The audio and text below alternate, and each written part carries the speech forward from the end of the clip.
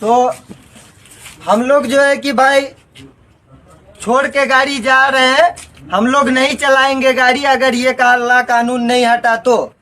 और हम लोग का जो है कि सैलरी 10,000 5,000 रुपया सैलरी है, और हम लोग को अगर सब ड्राइवर को जो है कि अगर कोई घात हो जाए, एक्सीडेंट हो जाए, तो हम लोग अगर जेल जाएंगे तो घर परिवार को कौन खिलाएगा।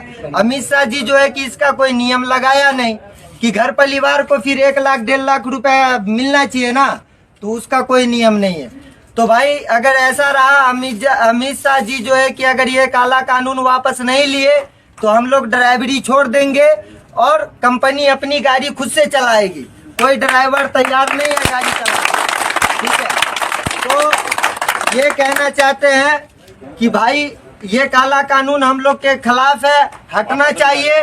क्योंकि छोटी गाड़ी वाले जो है कि, और हम लोग जो रास्ते में चलते हैं तो हम लोग को परेशानी होती है। कोई अमित शाह जी चलते नहीं है रास्ते पे कि अमित शाह जी को परेशानी होगी और समझ में आएगा उसको कि रोड का वाकया क्या है।